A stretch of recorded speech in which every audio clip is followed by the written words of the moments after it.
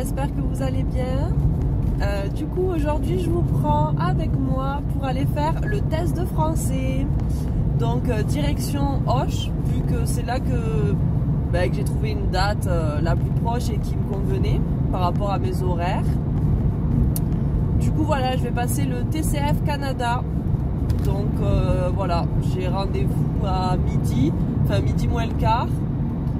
Et j'en ai pour 3h30 à peu près. Voilà, voilà.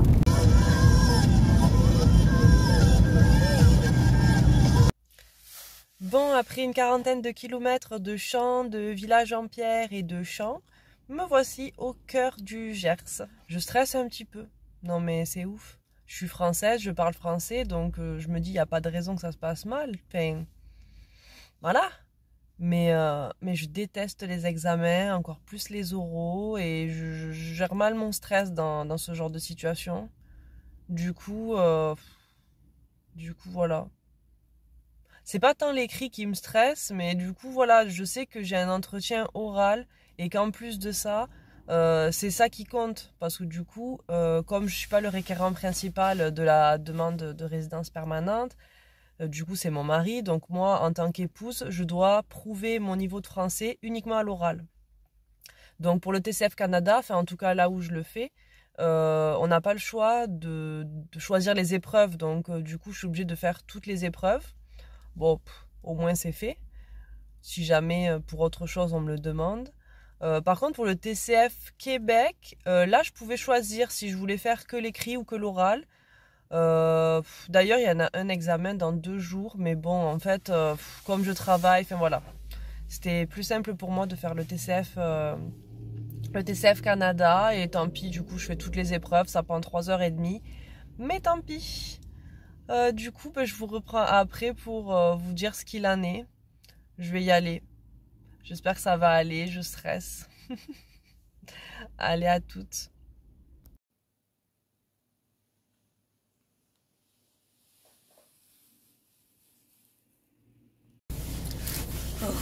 Je viens juste de finir, ça y est, le test de français.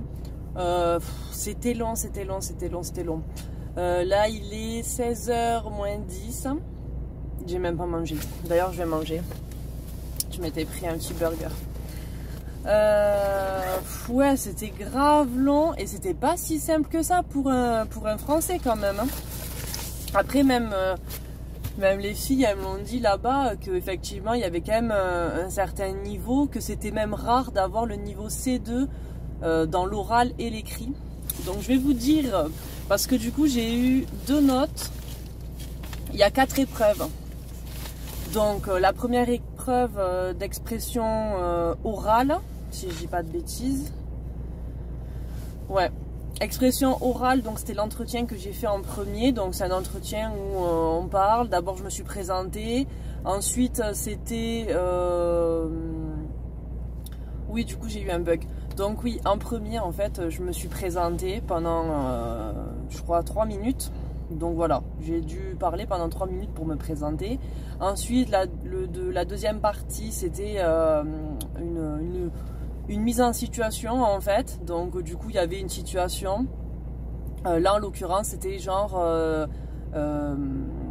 la femme c'était ma voisine et je devais garder son chien. Donc en gros voilà, la mise en situation c'est que j'avais 2 minutes pour préparer des questions et ensuite j'avais je sais plus combien de minutes pour poser mes questions.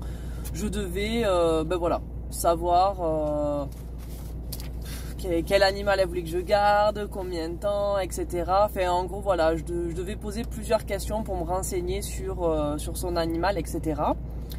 Et ensuite, la dernière partie, c'était un sujet. Et en gros, le truc, c'est que je devais parler pendant je sais plus combien de minutes, je crois 4 minutes 30. Je devais parler pendant 4 minutes 30, du coup, pour dire un petit peu ce que je pensais de ce sujet, quoi.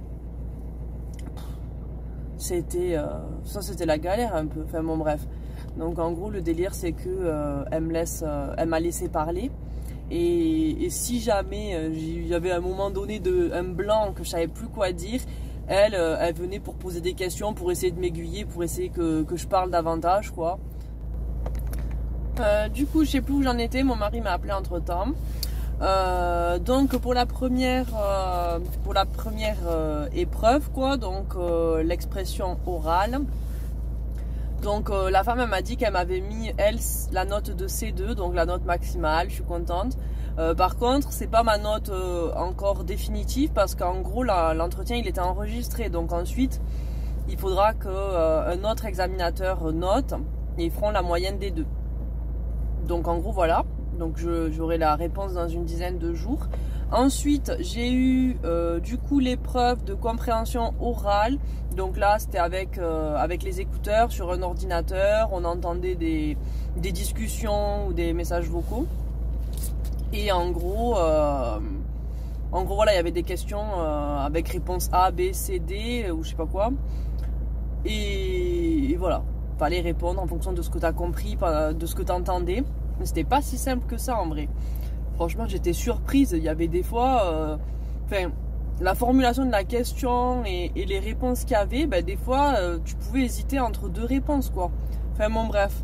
Donc j'ai eu C1. Donc vous voyez, j'ai même pas eu la note maximale. Mais bon, elles m'ont dit que c'était très très bien parce qu'effectivement, il y a très peu de gens qui ont les notes maximales en fait, parce que c'est quand même un niveau hyper élevé, et puis les questions elles sont très pointilleuses, donc des fois vraiment t'hésites entre les réponses. Je me dis mais quelqu'un qui parle pas bien français, je te raconte pas la galère. Bon après de ce qu'elle m'a dit, c'est rare les personnes qui parlent pas français qui veulent immigrer au Canada, enfin en tout cas elle là, elle me dit la plupart qui font le TCF Québec ou le TCF Canada, en général c'est des Français quoi. Mais bon, c'est quand même un peu compliqué. Et du coup ensuite il y a eu l'épreuve de compréhension écrite. Donc là pareil, des questions, des petits textes, des petits articles à lire avec des questions. Fallait répondre, il y avait plusieurs réponses possibles. Donc là j'ai eu C2. Donc voilà, je suis contente. Et la dernière épreuve c'était l'expression écrite. Donc là il y avait 3 petits textes à faire. Donc là j'ai pas encore ma note parce que forcément ça n'a pas été encore corrigé ce que j'ai fait. Voilà. En tout cas moi du coup, je sais plus si je l'ai dit, mais comme c'est mon mari le requérant principal, moi en tant qu'épouse, je dois prouver un niveau de français seulement à l'oral. Ce qui fait que bon, concrètement j'ai fait toutes les épreuves, mais j'aurais pu potentiellement faire que les épreuves orales. Et en tout cas, de ce qu'il en est, ben c'est good. J'ai le niveau requis. Donc c'est bon. Maintenant, il n'y a plus qu'à attendre du coup une dizaine de jours pour avoir les résultats officiels et pour valider la demande de résidence permanente. Enfin, du coup, la demande de CSQ. Donc voilà. Je vous laisse. Je vais rentrer parce que j'ai quasiment 1 heure de route, moi.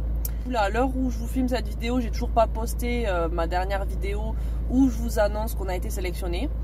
Donc il va falloir que je me bouge un peu. Je pense que du coup les 2 vidéos vont être postées en suivant. Et puis si vous avez des questions, n'hésitez pas en commentaire et je vous répondrai. Soit en commentaire, soit dans une prochaine vidéo si j'ai pas mal de questions. Et puis voilà, je vous fais des bisous et je vous dis à très vite. Hello, je vous reprends le 30 novembre. Je viens de recevoir mes résultats, donc plus tôt que prévu. Pour l'expression... attendez.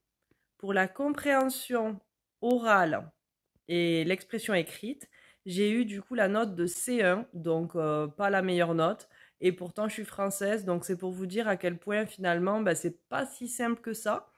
Mais bon, ça n'empêche que c'est correct.